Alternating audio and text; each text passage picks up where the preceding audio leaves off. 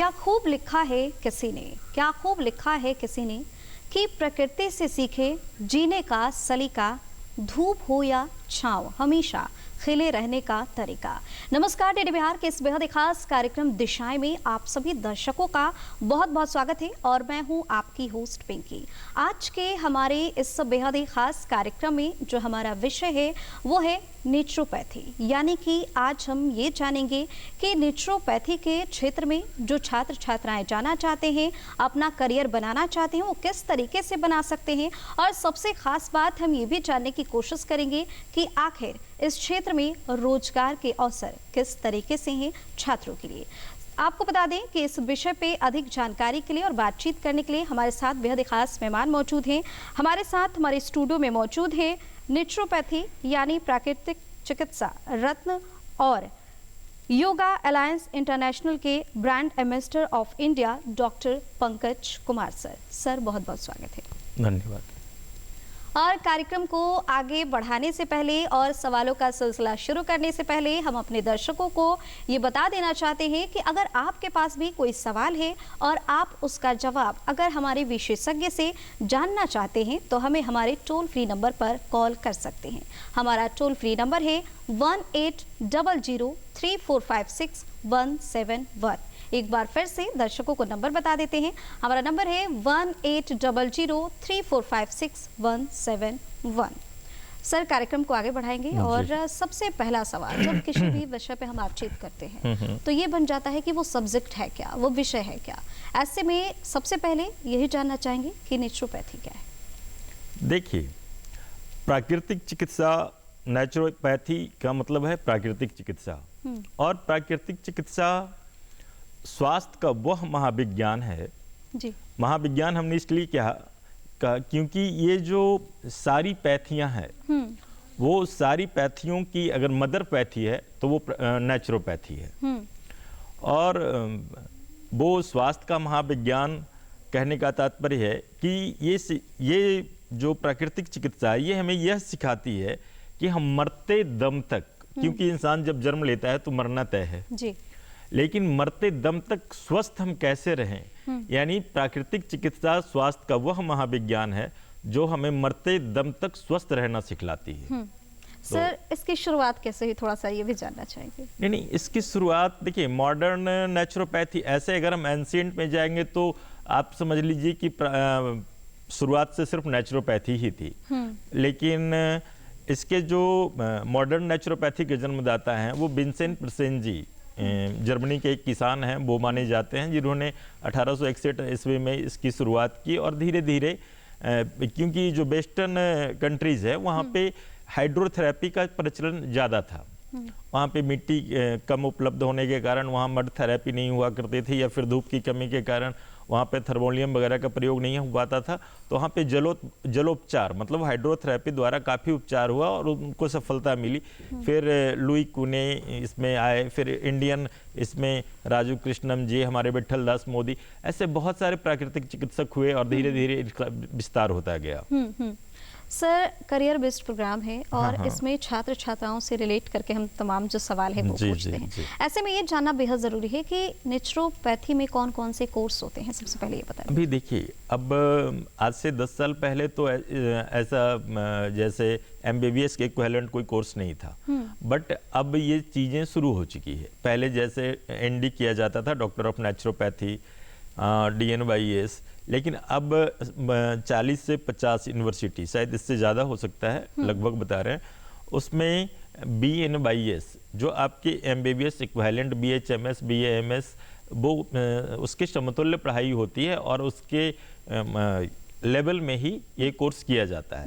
और इसके लिए आपको इंटर जैसे सारे में नीट क्वालिफाई करने के लिए फिजिक्स केमिस्ट्री बायोलॉजी की आवश्यकता होती है, वो आपको इंटर पास होना चाहिए। उसी तरह इसमें भी है, फिजिक्स केमिस्ट्री बायोलॉजी अगर आप इंटर से होंगे, क्वालिफाई करेंगे, उसके बाद ही इसमें एडमिशन हो पाता है। अच्छा सर, प्राकृतिक चिकित्सा से जुड़े अहम सवाल ये भी हो जाता है कि छात्र छात्राओं को इसमें योग्यता क्या चाहिए, मैक्सिमम और मिनिमम की बात करें तो? नहीं, मैक्सिमम मीन्स मिनिमम तो ये है ना कि आप इंटर पास हो, इन 12th बायोलॉजी से पास होना चाहिए, और मिनिमम की बात जैसे देखिए, मिनिमम भी तो वही योग्यता है।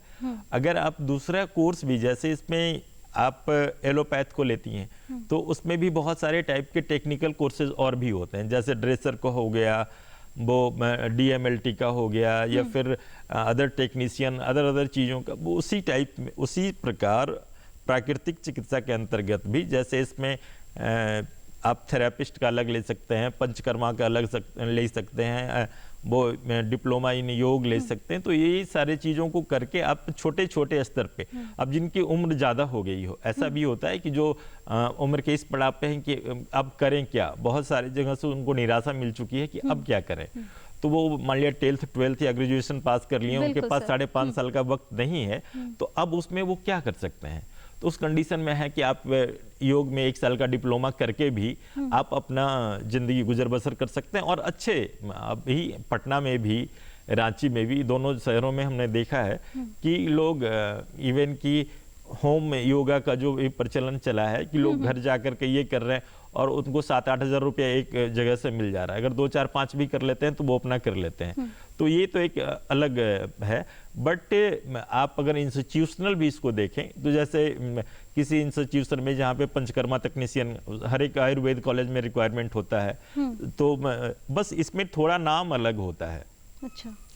आयुर्वेद, और इसके बारे में हम आगे चर्चा करेंगे, आयुर्वेद और प्राकृतिक चिकित्सा दोनों अलग अलग कैसे है और उसमें दोनों में समानताएं क्या है और भिन्नता क्या है। बिल्कुल सर, अगला सवाल ये है कि अगर बिहार की सिर्फ बात करें तो बिहार में कहाँ और किस विश्वविद्यालय से इसके कोर्स किए जा सकते हैं? अभी तक बिहार में किसी विश्वविद्यालय से प्राकृतिक चिकित्सा का कोर्स नहीं करवाया जाता है। बैचलर कोर्स, अच्छा, डिप्लोमा कोर्सेज की है कुछ, जिसमें मान लिया योग का है या फिर प्राकृतिक चिकित्सा का है, ये सारी चीज़ें जैसे NSDC के द्वारा भी है, NIOS का जो इंस्टीट्यूशन है उसके द्वारा भी है। बट कोई डायरेक्ट ऐसा कोई न कॉलेज है ना कोई इंस्टीट्यूशन है कि जो वो आपको BNYS आप कर सकें। छात्र और छात्राएं अगर अपना करियर इसमें बनाना चाहते हैं तो थोड़ा सा डीपली जानना चाहेंगे कि किस तरीके से उन्हें इसकी तैयारी करने की जरूरत है। नहीं, बेशक जिस प्रकार आप किसी भी मेडिकल के क्षेत्र में जाने के लिए तैयारी करते हैं तो आप सभी छात्र छात्राओं को बताना चाहेंगे कि आपके लिए इसमें विकल्प खुला हुआ है। और अभी जिस तरह से ये हमने पिछले साल 5वां प्राकृतिक चिकित्सा दिवस मनाया जी, ठीक है, तो अब लोगों में इसकी जो क्रेडिबिलिटी है वो धीरे धीरे बहुत तेजी के साथ बढ़ रही है। लोगों में जो अवेयरनेस है, लोग इसको लोग इसको अडॉप्ट कर रहे हैं। जैसे पहले क्या था ना कि वो मिट्टी लेपने से क्या होगा, है ना, वो पैर में गर्म पानी रखने से क्या होगा। लेकिन ये आप देखेंगे कि जब कोविड का दौर आया तो वो उस दौरान सारी चीज़ें पीछे रह गई और एक बात का जिक्र सबसे अधिक आया, वो था क्या, इम्यूनिटी पावर को बढ़ाना। और अगर इम्यूनिटी पावर कोई बढ़ा सकता है तो वो सिर्फ और सिर्फ प्राकृतिक चिकित्सा, क्योंकि और किसी एक पद्धति में ऐसा कुछ नहीं है जो कि आपकी इम्यूनिटी पावर को बूस्ट करे। तो सर क्या लगता है कोरोना काल के बाद भी इसकी डिमांड बढ़ गई है? बेशक, हम लोग तो देखते हैं प्रतिदिन हमारे पास जो रेशियो है पेशेंट्स का 20 से 25 मिनिमम वो आते हैं लोग, जाते हैं, मतलब और बहुत दूर दूर से दूसरे शहरों से आप समझ सकती हैं कि इवन की जो भारत के बाहर रहते हैं हमारे शहर के लोग, अगर वो आते हैं तो वो पहले से अपना अपॉइंटमेंट फिक्स रखते हैं। तो आखिर अगर इसका डिमांड नहीं बढ़ा होता तो शायद ये नौबत नहीं आती।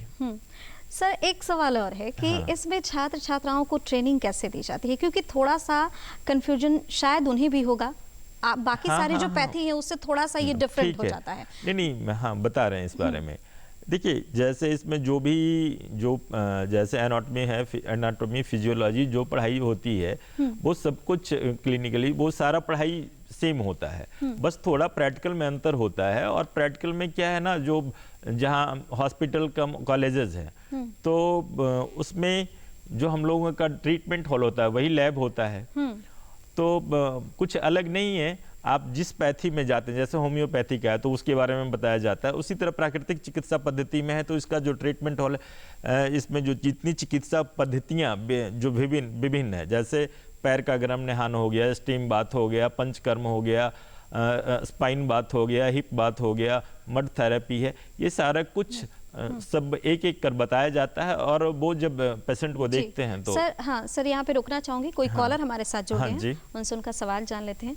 Hello hello hello hello, hello, हाँ जी, आप कहाँ से बोल रहे हैं? हम बोल रहे हैं। आप अपना सवाल पूछिए। हम बोल रहे हैं। हेलो, हेलो, हाँ जी, आप अपना सवाल पूछ सकते हैं। हाँ, ये पूछ रहे थे कि प्राकृतिक चिकित्सा में क्या आवाज क्लियर नहीं आ पा रही है, आवाज कुछ नहीं आ टेक्निकल रही है। इशू की वजह से। एक बार फिर से सवाल दोहराएंगे क्या आप? हाँ, ये पूछ रहे थे कि प्राकृतिक चिकित्सा में सिर दर्द का क्या इलाज है? फिर से कुछ बोलना चाह रहे हैं? प्राकृतिक चिकित्सा में सिर दर्द का क्या इलाज है? सिर दर्द अच्छा, का क्या सिर दर्द इलाज का है? क्या हेडेक इलाज क्या है? जी जी, बहुत अच्छी बात है। वो उसमें देखिए, सिर दर्द का है तो आप हॉट फुट बाथ लेंगे, पैर का गर्म नहान अगर लेते हैं तो वो आपको सिर दर्द में बहुत अच्छा लाभ मिलेगा। आपकी उम्र क्या है? कोई बात नहीं सर, उम्र के अनुसार से बता दीजिए हाँ, कि हाँ। अगर मानते हैं कि यंग है तो वो नहीं किस नहीं, तरीके से अगर वो treatment- पर्टिकुलर अगर वो पूछ रहे हैं तो वो बेहतर होगा।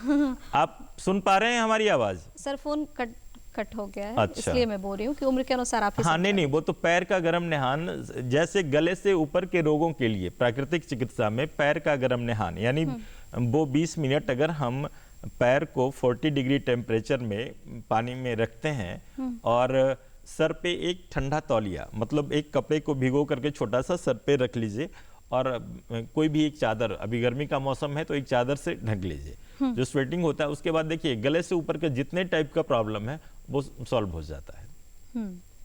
तो चलिए, उनको उनके सवाल का जवाब मिल गया होगा। सर, अगला सवाल यही है, जैसा कि हमारा विषय ही आज है कि इस क्षेत्र में रोजगार के अवसर किस तरीके से हैं, अच्छा, तो अभी ये तो जानना चाहेंगे।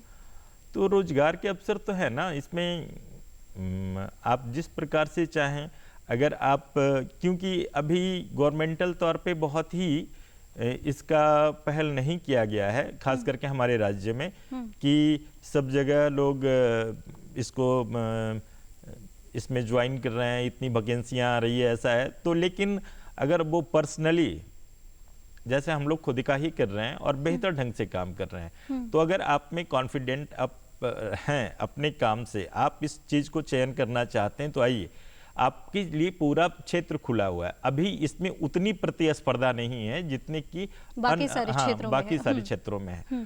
तो बेशक है कि अगर आप थोड़ा मेहनत करेंगे तो इसमें तो बहुत रोजगार आगे के जा सकते हैं। हाँ अवसर है, मतलब जी। ठीक है। प्राकृतिक चिकित्सा में कौन कौन से रोग ठीक होते हैं, थोड़ा सा डीपली जानना चाहेंगे सर। सारे रोग, वो एक्सीडेंटल और इमरजेंसी केसेस को छोड़ दीजिए तो सारे रोग ठीक होते हैं। ऐसा कोई भी रोग जैसे जिसकी आप चर्चा करना चाहें तो बताएं हमको, उसका वो ट्रीटमेंट। हाँ, बिल्कुल सर। अगला सवाल ये हो जाता है कि क्या लगता है आज के लोग कितना ज्यादा विश्वास करते हैं नेचुरोपैथी पे? नहीं, आज तो बहुत, पिछले 12-13 सालों से हम ये प्रैक्टिस कर रहे हैं और पिछले 12 से 13 सालों में ये देखने में आया कि आज जो मतलब काफ़ी अवेयर लोग हैं, उनको क्या बोले कि वो सिर्फ और सिर्फ इस पे विश्वास करते हैं। अब व्यक्तिगत किन्हीं का नाम नहीं ले पा रहे हैं हम, आप समझिए कि जो डायरेक्ट भेलौर दिखाकर बीच में कहीं नहीं दिखाते, वो मेरे पास आ जाते हैं और मिट्टी पानी पे वो विश्वास करते हैं। मिट्टी पानी की धूप हवा और इसकी चिकित्सा है ये, और वो ठीक होते हैं। मतलब ठीक होने का, देखिए सब इसमें प्राकृतिक चिकित्सा को ईश्वरीय चिकित्सा भी कही गई है। तो सबसे अंदर आपको अपने ऊपर विश्वास रखना होता है कि हम इस पैथी से ठीक हो रहे हैं, हमको ये चिकित्सा लाभ पहुंचा रही है। तो और जब आपको ये महसूस होना शुरू हो जाएगा तो डेफिनेटली आप ठीक होते हैं। सर, आपने मिट्टी पानी का जिक्र किया, जानना चाहेंगे नेचुरोपैथी में इलाज कैसे होता है? आपको पहले ही हमने बताया था कि ये जो प्राकृतिक चिकित्सा है ये पंच महाभूतों की चिकित्सा है, मिट्टी पानी धूप हवा और आकाश। ठीक है। तो और इस संबंध में गांधी जी ने भी कहा है, गांधी जी हमारे प्राकृतिक चिकित्सा के प्रबल समर्थक थे और उन्होंने ही इंडिया ट्रस्ट नेचुरोपैथी की स्थापना की थी, जिसके 18 नवंबर को, उसी वजह से 18 नवंबर को प्राकृतिक चिकित्सा दिवस हर साल मनाया जाता है। तो मिट्टी में जो विष सोखने का जो गुण है वो एक अद्भुत गुण है। वो किसी भी टाइप का, आप समझिए अभी गर्मी का मौसम है, अगर लू लग जाता है होल बॉडी में मड पैक लगाइए, लेकिन वो मिट्टी किस टाइप की है ये भी देखना होता है। जमीन से 2.5 फीट के नीचे की मिट्टी निकालिए, उसको धूप में सुखा लीजिए। धूप में सूखने के बाद वो मिट्टी रिचार्ज हो जाती है। वो उसको कोई महीन चलनी से चाल करके, जब भुरभुरी हो जाए तो महीन चलनी से चाल करके उसको 2 से 4 घंटा मिनिमम ठंडे पानी में जैसे पेस्ट बना देते बना भिगो के रख करके उसके बाद बॉडी पे लगाइए। और जब वो खुद ही सूख कर गिरने लगे उसके बाद नहाइए। देखेंगे आपकी एक नई ऊर्जा शरीर में शरीर को मिल गई है। तो बहुत रोग, जैसे चर्म रोग, किसी भी टाइप के चर्म रोग में मिट्टी चिकित्सा तो बहुत लाभकारी है। इसी तरह जलोपचार के लिए हमने बताया आपको, जैसे अभी पैर का गर्म नहान बता रहे थे, स्टीम बाथ बता रहे थे, हिप बाथ बता रहे थे, स्पाइन बाथ बता रहे थे, वायु सेवन, जैसे हवा की भी हमने चर्चा की। तो वो ब्रह्म मुहूर्त में वायु सेवन करना बहुत लाभकारी होता है, क्योंकि उस समय ऑक्सीजन का लेवल सबसे ज्यादा होता है। तो लोग कहते हैं ना मॉर्निंग वॉक करना चाहिए, मॉर्निंग वॉक कीजिए। एक तो मॉर्निंग वॉक करने का अर्थ है कि उस दौरान कभी आप ये मत कीजिए कि अब कान में आप हेडफोन लगाकर बात कर रहे हैं, ऐसा मत कीजिए। कंसंट्रेशन अपने चलने पे रखिए और उस समय लंबी गहरी श्वास लीजिए और एक इतना मध्यम गति का चल, ना बहुत तेज आप चले ना बहुत धीमा चले, और प्राकृतिक को महसूस कीजिए करीब से। हाँ, तभी उसका फायदा होगा। सर, आज के समय में आपको क्या लगता है नेचुरोपैथी के जो डॉक्टर हैं उनकी जरूरत कहाँ कहाँ है? सभी जगह। ऐसी कोई जगह नहीं है जहां पर नेचुरोपैथी डॉक्टर की जरूरत नहीं है। और एक सवाल ये भी सामने आ रहा है सर कि क्या प्राकृतिक चिकित्सा कुछ भी ठीक कर सकती है? जैसा कि आपने कहा कि बस उस पेशेंट में उसकी जीवनी शक्ति बची हो। अब ऐसा नहीं है कि जिसका सारा ऑर्गन ये हो चुका है और आप वहां से लाकर हमको बोलेंगे कि ये आप ठीक कर दीजिए। हाँ। तो वो संभव नहीं है, क्योंकि हर एक इंसान की एक उम्र होती है। तो जब उसकी उम्र पूरी हो चुकी है और उसकी सारी जीवनी शक्ति खत्म हो चुकी है, तो प्राकृतिक चिकित्सा भी उसको ठीक नहीं कर सकती। जी सर, बातचीत का सिलसिला आगे भी जारी रखेंगे, लेकिन एक बार फिर से दर्शकों को अपना नंबर बता देते हैं। अगर उनके पास भी कोई सवाल है तो वो हमसे पूछ सकते हैं। हमारा नंबर है 18003456 171। एक बार फिर से नंबर बता देते हैं 18003456 171। सर, अगला सवाल, आयुर्वेद और प्राकृतिक चिकित्सा में अंतर क्या है? जी देखिए, प्राकृतिक चिकित्सा का जो सिद्धांत है वो ये कहता है कि कोई भी रोग का कारण है शरीर में गंदगी का होना, सैद्धांतिक तौर पे। और आयुर्वेद कहता है कि वात पित्त कफ का असंतुलन ही रोग का कारण है। लेकिन अगर देखा जाए इसको, तो प्राकृतिक चिकित्सा ही विशुद्ध आयुर्वेद है, क्योंकि जब तक ये प्रिजर्व फॉर्म में नहीं आई थी इसकी दवाएं आयुर्वेद की, तो वो सारा नेचुरोपैथी के अंतर्गत आता है। तो बस इसका एक सिद्धांत यही है कि वो वात पित्त कफ का संतुलन रोग का कारण कहता है। और हम कहते हैं कि जबकि आयुर्वेद से भी हमने पढ़ाई की है उसके कुछ एक पार्ट को, तो उसमें ऐसा नहीं है, बट ये चीजें हमको सैद्धांतिक तौर पे अलग करती है उससे, नेचुरोपैथी और आयुर्वेद से। अच्छा सर, कहते हैं कि योग से हर रोग दूर हो जाता है। नेचुरोपैथी में योग कितना मददगार साबित होता है? क्या असर? नेचुरोपैथी में प्राकृतिक चिकित्सा और योग एक दूसरे के पार्ट हैं, पूरक भी हैं। अच्छा। और ये हमारा एक सब्जेक्ट भी है उसमें अलग उसमें। तो देखिए, जैसे योग का मतलब सिर्फ वो हाथ पांव हिलाना या अनुलोम विलोम कपालभाति नहीं होता।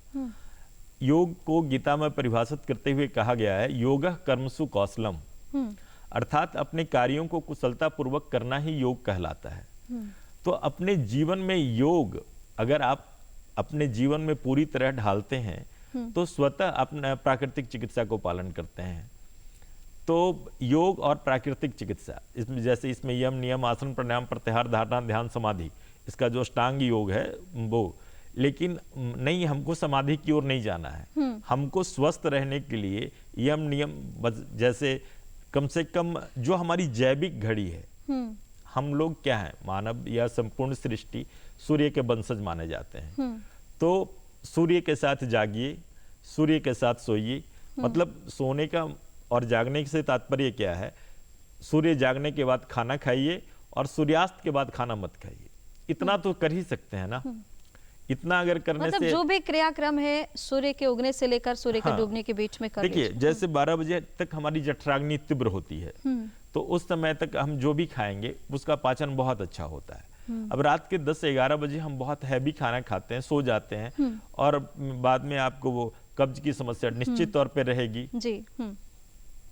नेचुरोपैथी के माध्यम से जब किसी मरीज का इलाज होता है तो उसे खान पान में किस तरह की सावधानियां बरतनी होती है? ये बहुत ही मतलब नॉर्मल सवाल है, लेकिन हाँ, नहीं, देखिए, प्राकृतिक चिकित्सा हो या अन्य कोई पैथी हो, ऐसे जनरली हम लोग क्या, चावल पॉलिश वाला नहीं खाना है, चीनी, मैदा, चिकनाई, इन सारे चीजों से, और डिब्बा बंद आहार जितना भी है सबको परहेज कीजिए।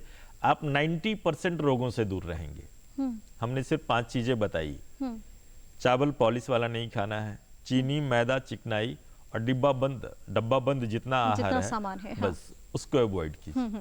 सर, कोई कॉलर हमारे साथ जुड़ गए हैं, उनसे उनका सवाल जान लेते हैं। Hello hello hello hello hello. हाँ जी, आप अपना नाम बताएं और आप सवाल पूछें। मेरा नाम महेंद्र प्रसाद है। हेलो हेलो, मेरा नाम महेंद्र प्रसाद है।